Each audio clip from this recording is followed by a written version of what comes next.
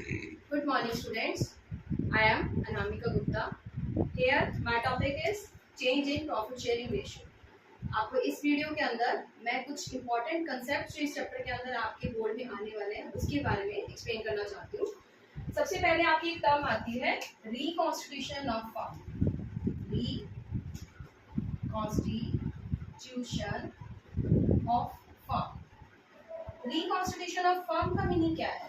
Reconstitution means कि partnership में कुछ चेंज हुआ है, एक बड़ा चेंज जिसकी वजह से पार्टनरशिप डीड जो है वो चेंज हो गई है। अब पार्टनरशिप डीड चेंज हुई है तो क्या चेंज हुआ होगा? कहीं ना कहीं उनकी प्रॉफिट शेयरिंग रेशियो चेंज हुई होगी। तो रिकॉन्स्टिट्यूशन ऑफ द फर्म होता किस किस केस में है? फर्स्ट केस इज एडमिशन, अगर एक नया पार्टनर फर्म के अंदर एंटर कर जाता है। सेकेंड केस इज रिटायरमेंट, जब किसी पार्टनर की रिटायरमेंट होती है। Third case is change in profit sharing ratio, partners वही है लेकिन वो अपनी प्रॉफिट शेयरिंग रेशियो को चेंज कर दिया है। ठीक है।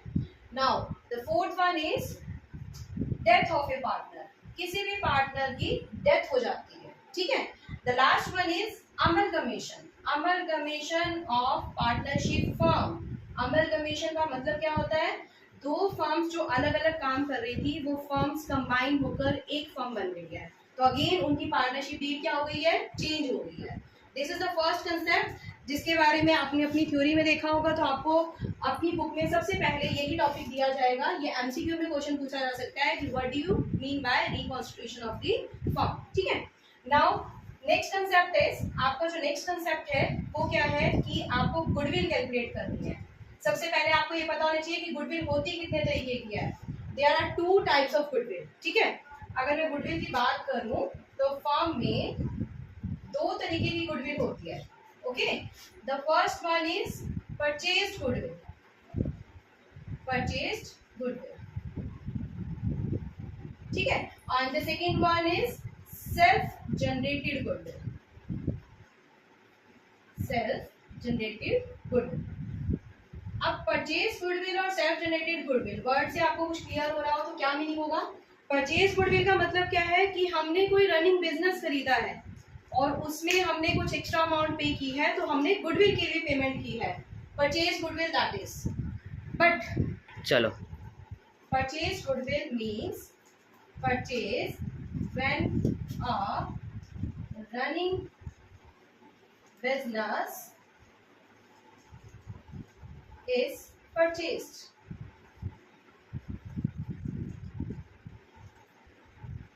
ठीक है। Now the second concept is self generated goodwill. Self generated goodwill का मतलब क्या होता है कि पार्टनर्स ने बड़े लंबे टाइम तक अपना बिजनेस चलाया और उन्होंने बहुत अच्छी मार्केट में एक रेपुटेशन क्रिएट कर ली है, that is self generated goodwill. तो मैं इसको कह सकती हूँ reputation created by partners in market. Market में जो रेपुटेशन पार्टनर्स ने क्रिएट की है वो आपकी क्या कहलाई जाएगी? Self generated goodwill. ठीक है। नाउ द पॉइंट इज कि जो आपने बैलेंस शीट में देखा है कि बैलेंस शीट में गुडविल अपीयर कर रही है तो वो कौन सी गुडविल होती है? नोट डाउन करिए। परचेज गुडविल हमेशा हम अपनी बुक्स में दिखाते हैं जिसका हम अमोर्टाइजेशन करते हैं। तो कौन सी गुडविल शो होगी बुक्स के अंदर? Purchase goodwill. और self generated goodwill it will not be shown in books. Okay. चलिए नाउ आप इसका स्क्रीनशॉट लेना चाहते हैं तो आप इसका स्क्रीनशॉट भी ले सकते हैं। आई थिंक आपको ये मीनिंग क्लियर हो गया होगा। लेट्स मूव टुवर्ड्स, आगे चलते हैं और अब करते हैं गुडविल के मेथड्स। ठीक है। अब गुडविल के मेथड्स देखो आपने सभी ने समझे भी होंगे लेकिन कुछ ना कुछ प्रॉब्लम रहेगी। मैं आपको यहाँ पर शॉर्ट ट्रिक से उन मेथड्स को एक इजी फॉर्म में लर्न करने का तरीका आपको बताती हूँ। गुडविल के मेथड्स में बेसिकली 3 मेथड्स आते हैं। ठीक है। चलिए मेथड शुरू करते हैं। Methods to calculate goodwill. ये गुडविल जो है वो हर टाइम कैलकुलेट की जाती है। जब भी फर्म का रिकॉन्स्टिट्यूशन होगा तो पार्टनर्स जो हैं उस टाइम पर गुडविल को कैलकुलेट करेंगे। ठीक है। अब फर्स्ट मेथड आपका कौन सा है? फर्स्ट मेथड आपका आता है जी average profit method. Average profit method. हाँ जी, अब एवरेज प्रॉफिट का मतलब क्या होता है? एवरेज मीन्स जितने नंबर ऑफ ईयर्स के लिए हमारा प्रॉफिट है उसका हमें एवरेज निकालना है। तो एवरेज प्रॉफिट निकालने के लिए हमें फॉर्मूला क्या लगाना है? नंबर ऑफ ईयर्स का जितना भी टोटल प्रॉफिट होगा, total profit of more than 1 year, एक साल का एवरेज नहीं होता कभी भी, ठीक है, मोर देन 1 ईयर, उसका आपने प्रॉफिट को क्या करना है? टोटल करना है और divide by number of years, कितने सालों का आप प्रॉफिट जो है यहाँ पर टोटल कर रहे हैं उतने ही ईयर से आपको इसको डिवाइड करना है। जैसे आप एग्जांपल कर लीजिए कि मैंने लिया 2022 का प्रॉफिट, 2023 का प्रॉफिट, 2024 का प्रॉफिट, इन सबको मुझे क्या करना है? प्लस करना है। मुझे कहा है कि इन 4 सालों का मुझे एवरेज प्रॉफिट निकालना है। तो जस्ट वही हम इसका टोटल करेंगे, टोटल जो भी आएगा उसको हम क्या करेंगे? फाइनली 3 से डिवाइड कर देंगे। इस तरीके से हमारा एवरेज प्रॉफिट निकल जाएगा, ठीक है। अब हमें निकालनी है गुडविल। एवरेज प्रॉफिट मेथड है, एवरेज प्रॉफिट निकालने के बाद गुडविल निकलेगी, ठीक है। तो गुडविल कैसे निकलेगी? गुडविल का फॉर्मूला आपको लर्न करना है। Goodwill is equal to average profit into number of year purchased. आपने वो गुडविल कितने सालों के लिए खरीदी है? Average profit multiply by number of years purchased. अच्छा, क्वेश्चन में ये चीज ऑलरेडी गिवन होगी, ये कंफ्यूजन नहीं है कि हमें कितने सालों से मल्टीप्लाई करना है। ये आपको क्वेश्चन में गिवन होगा कि नंबर ऑफ ईयर परचेज कितना है, ठीक है, और प्रॉफिट भी आपको ईयर्स का गिवन होगा। जस्ट उस प्रॉफिट को आपने टोटल किया, नंबर ऑफ ईयर से डिवाइड किया, जो आपका एवरेज प्रॉफिट आया उसको नंबर ऑफ ईयर परचेज से मल्टीप्लाई किया। ये सेपरेट गिवन होगा क्वेश्चन में। आप जब भी कोई क्वेश्चन करेंगे तो it will be given separately कि goodwill is to be calculated on the average profit of how many years, ठीक है। तो वो जो ईयर्स आपको दिया होगा तो वो आपका क्या है? Number of year purchase, clear. अच्छा, अब चल एवरेज प्रॉफिट में आपके एक्चुअली 2 पार्ट्स आते हैं। This is simple average profit method. इसके बाद एक और एवरेज प्रॉफिट का कंसेप्ट आता है, that is your weighted average profit method. आप इसका स्क्रीनशॉट लेना चाहते हैं तो यहाँ पर इसका क्लिक कर सकते हैं, ठीक है। फिर मैं मूव करती हूँ इसके बाद वेटेड एवरेज प्रॉफिट में। तो चलिए अब मैं इसको रब कर रही हूँ। एवरेज प्रॉफिट की जगह मैं यहाँ पर एक कंसेप्ट लिख रही हूँ, वेटेड एवरेज। वेटेड एवरेज कैसे निकलता है वो एक आपको कंसेप्ट समझाना जरूरी है।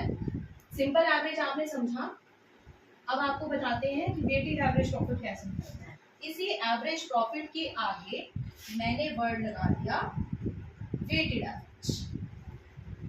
कुछ नया नहीं है, वही वर्ड है, लेकिन लिख दिया उसके आगे वेटेड एवरेज। अब वेटेड एवरेज करने में स्टूडेंट सोचने लग जाते हैं कि पता नहीं क्या नया आ जाएगा। कुछ भी नहीं है, सिंपल आपको ईयर्स दिए होंगे, ठीक है। जैसे आपको मैं एग्जांपल के साथ ही आपको एक्सप्लेन कर देती हूँ। आपको दिया 2022, 2023, 2024, डन। इनका ना प्रॉफिट्स आपको क्वेश्चन के अंदर दिया होगा, ठीक है। प्रॉफिट दे दिया, लाइक यहाँ पर है जी 40,000, यहाँ पर था जी 60,000, ठीक है, यहाँ पर है जी हमारा 80,000, ठीक है। तो अब आप इसका वेटेड एवरेज कैसे निकालोगे? इन ईयर्स को हमें वेट देना है। वेट का मतलब होता है इम्पोर्टेंस। जहां पर अलग अलग ईयर्स की अपनी एक अलग अलग इम्पोर्टेंस है, ठीक है, तो वहां पर आपको क्या करना है?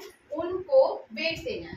वेट देने का तरीका क्या होता है? जो भी आपको फर्स्ट ईयर का प्रॉफिट दिया हुआ है उसको आप वेट प्रोवाइड कर दो 1, नेक्स्ट ईयर के प्रॉफिट को वेट प्रोवाइड कर दो 2, नेक्स्ट ईयर के प्रॉफिट को वेट प्रोवाइड कर दो 3। If it is not given कि आपको वेट क्या देना है, ठीक है।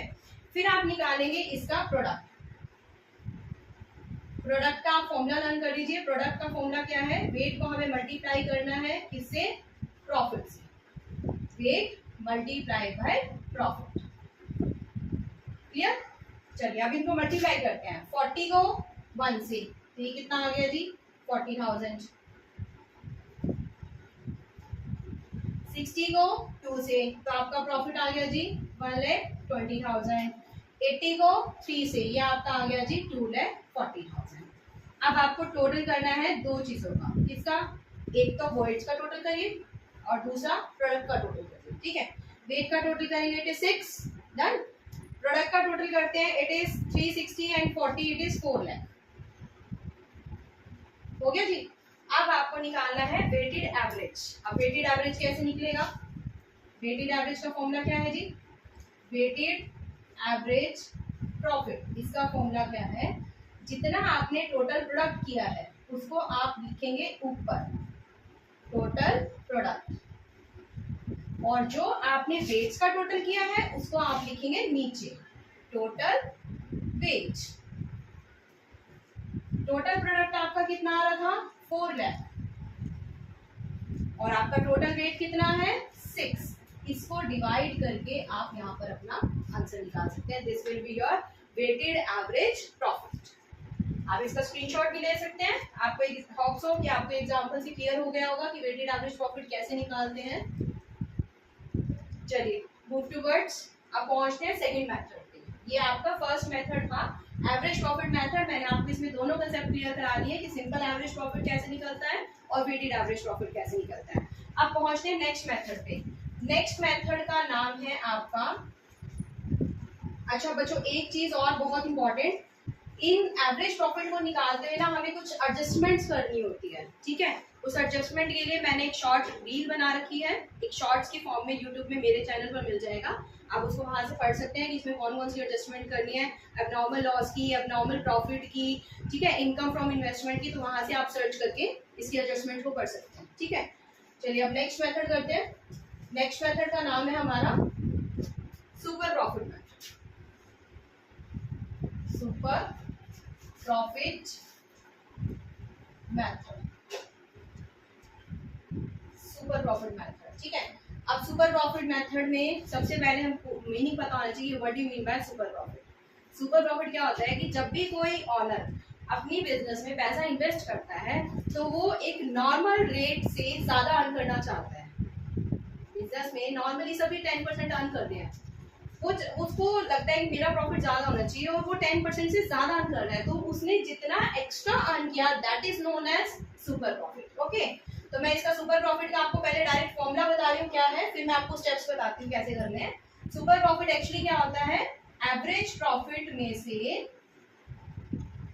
अगर मैं नॉर्मल प्रॉफिट को माइनस कर दूं तो वो मेरा कहलाएगा super profit. Okay, average profit में से अगर मैं नॉर्मल प्रॉफिट को माइनस कर दूं that will be your super profit. Okay, अब एवरेज प्रॉफिट तो देखो आपको मैंने पहले वाले मेथड में क्लियर करा दिया कि एवरेज प्रॉफिट कैसे निकलेगा। अब now the concept is normal profit, ठीक है। सबसे इंपॉर्टेंट चीज है कि इस क्वेश्चन को सॉल्व करते हुए आपको सारे स्टेप्स क्लियर होने चाहिए।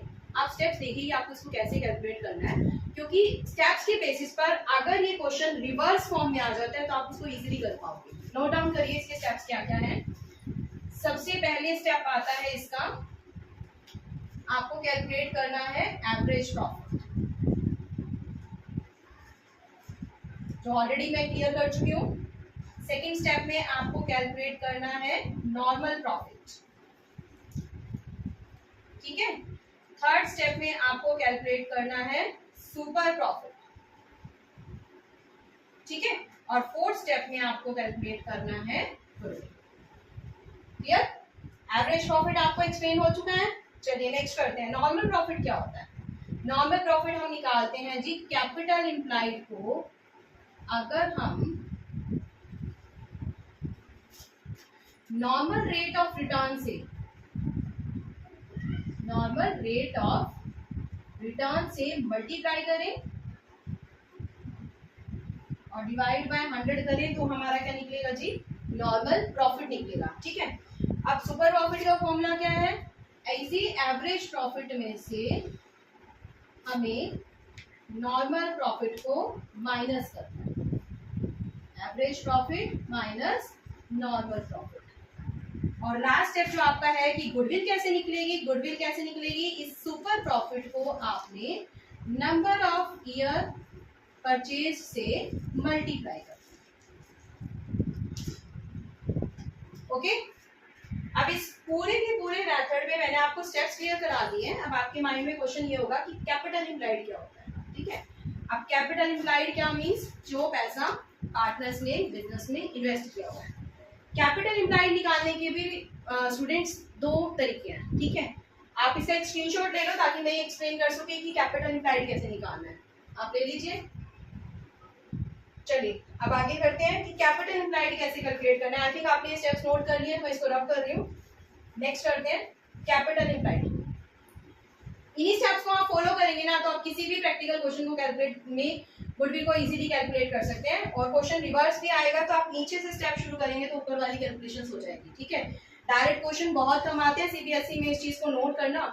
इनडायरेक्ट क्वेश्चन आते हैं, आप डायरेक्ट आपको ये नहीं आएगा कि how to calculate goodwill, question reverse आ जाएगा। गुडविल दी होगी और आपसे पूछ लेंगे कि नॉर्मल प्रॉफिट बताओ, गुडविल दी होगी आपसे पूछ लेंगे जी एवरेज प्रॉफिट बताओ। तो आपको ये स्टेप्स क्लियर होने चाहिए। अब कैपिटल इम्प्लाइड हम कैसे निकालते हैं? कैपिटल इम्प्लाइड निकालने के भी दो मेथड होते हैं, ठीक है। या तो आप निकालिए पार्टनर्स की कैपिटल के अकॉर्डिंग। तो क्या करना है आपको? पार्टनर्स की जो कैपिटल है उसका क्या करना है?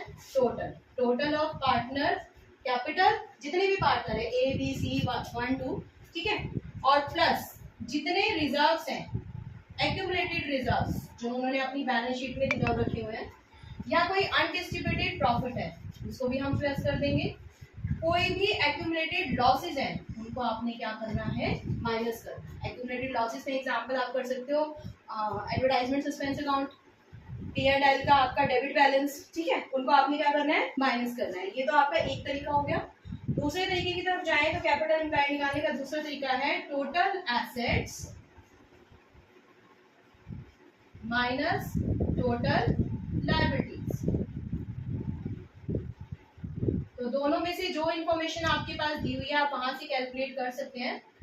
कुछ क्वेश्चंस ऐसे भी आपको बुक के अंदर दिए होंगे जिसमें दोनों की दोनों इन्फॉर्मेशन दी होगी और आप दोनों इन्फॉर्मेशन यूज करके निकालेंगे ना तो आपकी कैपिटल इम्प्लाइड एक जैसी आएगी। Don't be confused, including cash, ऐसे कुछ भी इन्फॉर्मेशन आपको मिलती है क्वेश्चन के अंदर तो उससे कंफ्यूज मत होइए, दोनों से आपका आंसर बिल्कुल सेम आएगा। कैपिटल इम्प्लाइड निकाल के आप इजीली नॉर्मल प्रॉफिट को कैलकुलेट कर सकते हैं, ठीक है। अब मेरा सेकंड मेथड भी कंप्लीट है। अब सबसे बड़ी प्रॉब्लम आती है स्टूडेंट्स को थर्ड मेथड। आप इसका स्क्रीनशॉट ले सकते हैं कि कैपिटल इम्प्लाइड को कैसे कैलकुलेट करना है। चलो अब थर्ड मेथड मैं करा रही हूँ, जो सबसे इम्पोर्टेंट मेथड भी मैं कहूँगी और जिसको करने के बाद बच्चों में बहुत सारी कंफ्यूजन होती है। बट मैं आप इस वीडियो के अंदर आपको क्लियर कराती हूँ कि आपको ऐसे कंफ्यूजन नहीं रखनी है। वर्ड्स को चेक करना है कि वर्ड क्या दिया हुआ है और फिर आपको गुडविल को कैलकुलेट करना है, ठीक है। चलिए अब थर्ड मेथड का नाम है कैपिटलाइजेशन मेथड। कैपिटलाइजेशन मेथड, इसके भी दो पार्ट्स हैं। अब दो पार्ट्स कौन से हैं? एक तो पार्ट आएगा जी आपका capitalisation of average profit,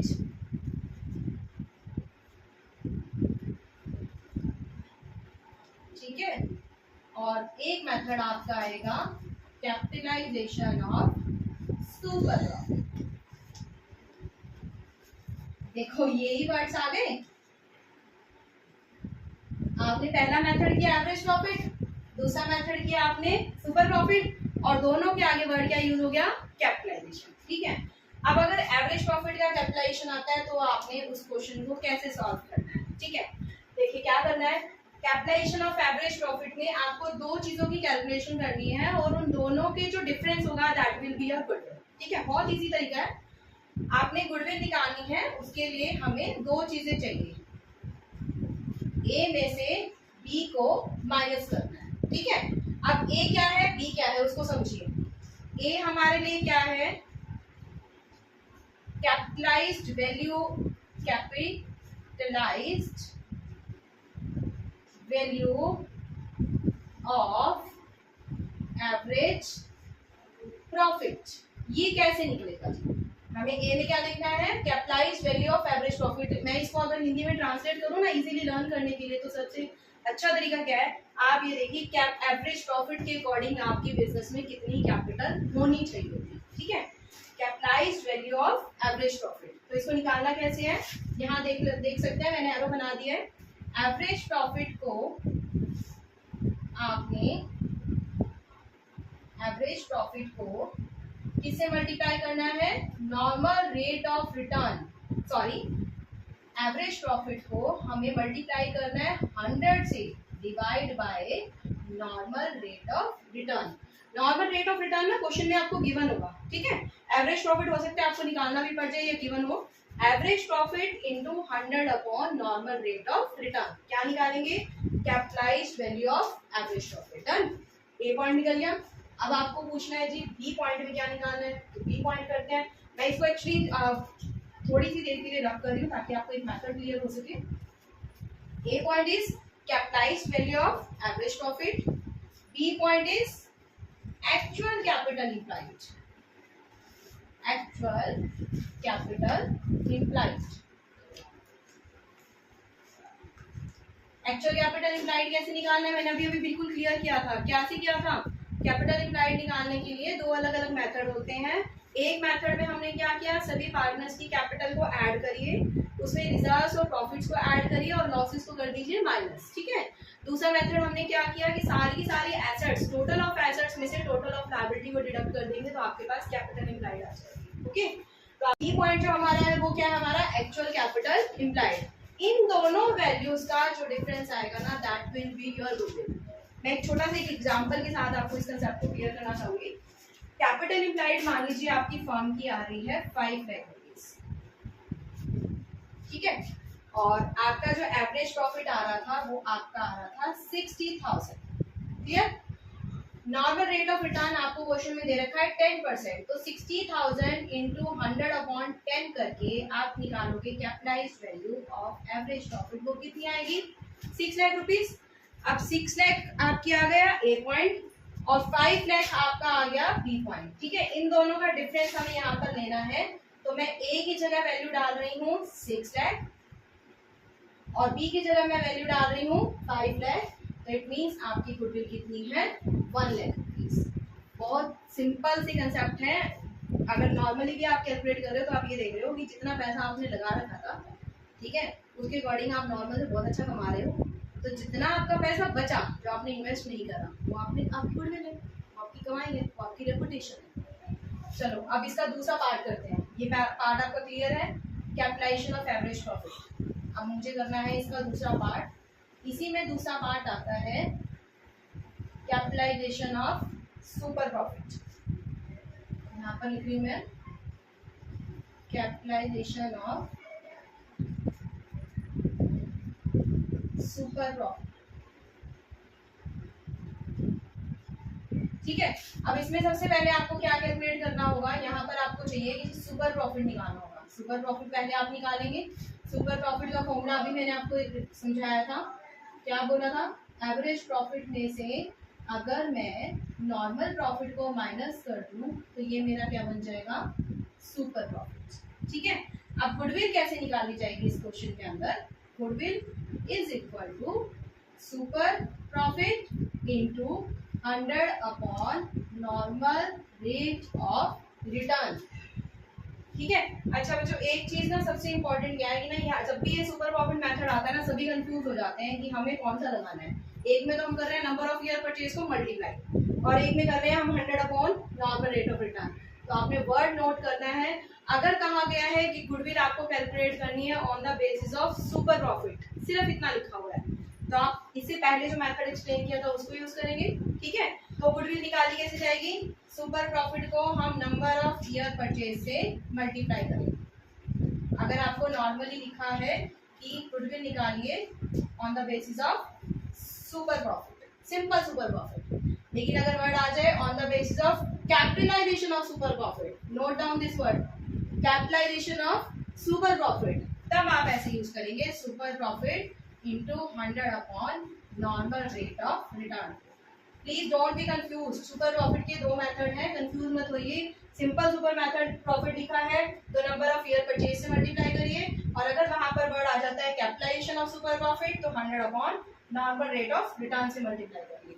I think आपको सारे मेथड्स यहाँ पर क्लियर हो चुके हैं। फिर भी अगर आपको किसी भी कंसेप्ट में किसी भी क्वेश्चन के अंदर ऐसा कोई डाउट है कि आपको नहीं सब क्लियर हो रहा कि यहाँ पर हमने गुडविल कैसे निकाली थी, you can send me the message on the comment box, ठीक है। तो मैं आपको उसका एक कंक्लूजन जो है उसके रिगार्डिंग कोई एक नई वीडियो बनाकर भी आपको शेयर कर सकती हूँ। स्टिल नाउ अगर आपको ये वीडियो बहुत अच्छी लगी है तो like my channel, subscribe my channel, like my videos, ठीक है। एंड फर्दर इससे आगे जो टॉपिक आपका मिलेगा वो आपका टॉपिक होगा कि गुडविल की, रिजर्व्स की एंट्रीज कैसे करनी है in change in profit sharing ratio. तो इसका नेक्स्ट पार्ट भी जो है वो आपने जरूर देखना है ताकि आपको ये चैप्टर कंप्लीटली समझ आ सके। ओके।